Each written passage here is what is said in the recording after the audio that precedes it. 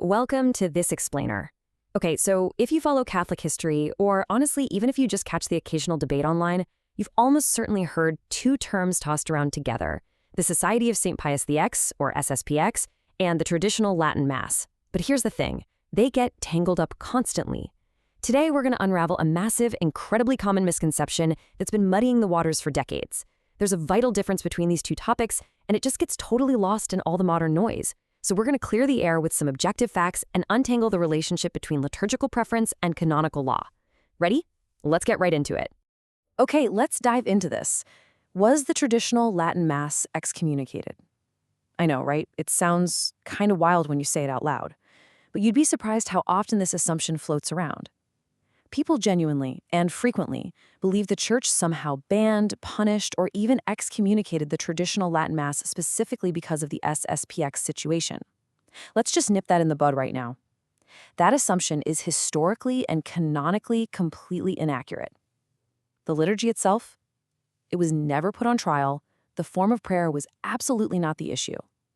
So, where on earth did this rumor come from and what actually went down? To figure that out, we need to look at the timeline. Moving into Section 1, the canonical reality, facts over fiction.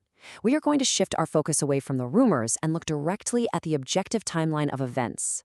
When we look at the canonical milestones, two major dates jump right out at us: 1988, featuring declarations by Pope St. John Paul II, and 2026, with declarations from Pope Leo XIV. Now, these are heavyweight moments in church history. You have to remember, in an institution where canon law normally moves at the speed of, well, centuries, formal excommunications in the modern era send massive shockwaves through the pews. It's a huge deal. But this is exactly where we have to separate fact from fiction. The canonical penalties, handed down in 1988 and again in 2026, were enacted for highly documented, very specific reasons. They were absolutely not sweeping bans on a traditional form of worship. Instead, they were targeted disciplinary actions taken by the pontiffs to address a profound crisis of governance. So the crucial point is, what were those specific reasons? Well, the excommunications were imposed because of illicit episcopal consecrations that were performed without a pontifical mandate. More specifically, we're talking about unauthorized consecrations carried out by Archbishop Marcel Lefebvre and Bishop Alfonso de Galarreta. Basically, they acted without the required approval from the Pope. And that unauthorized action, which, by the way, is a massive matter of church governance, obedience, and authority, that is exactly what triggered the excommunications. It literally had nothing to do with the fact that they celebrated the traditional Latin Mass. The penalty was 100% about canon law and jurisdiction, not the liturgy. So, having cleared up those canonical penalties, let's pivot to Section 2, a legitimate heritage, the Roman Catholic liturgy. Now we can actually step back and look at the Church's official, enduring stance on the beauty of the Mass itself, which is great news for anyone who holds a deep love for the traditional liturgy. Now, what's really interesting about this slide is how beautifully it anchors our entire explainer. What we have here is a direct quote from Pope Benedict XVI's 27 document Summorum Pontificum. He wrote, "What earlier generations held as sacred remains sacred and great for us too, and it cannot be all of a sudden entirely forbidden or even considered harmful." I mean, wow, that is a powerful, authoritative statement from a pope, right? It definitively proves that the traditional Latin Mass has always, and I mean always, remained a legitimate liturgical heritage of the Church.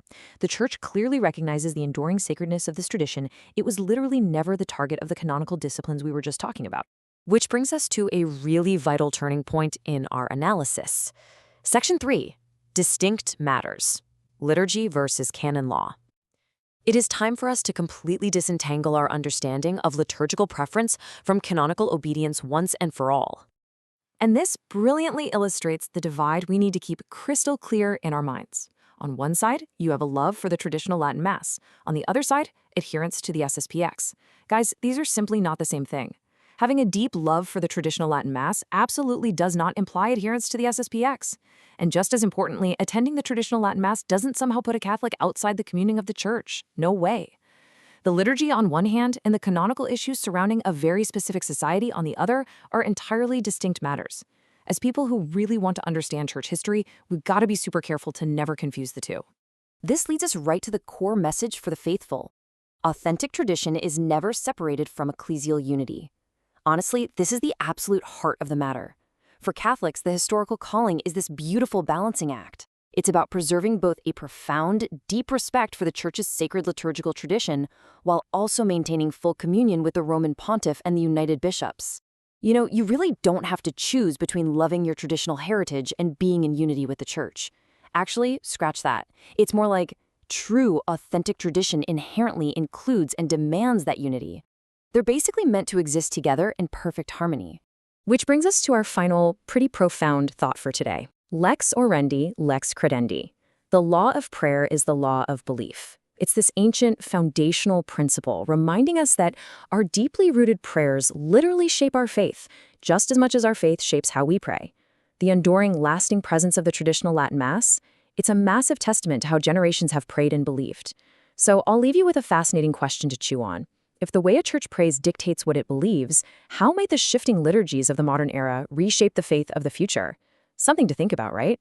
Anyway, thank you so much for joining me for this explainer. Keep seeking out the facts, keep asking great questions, and I'll see you next time.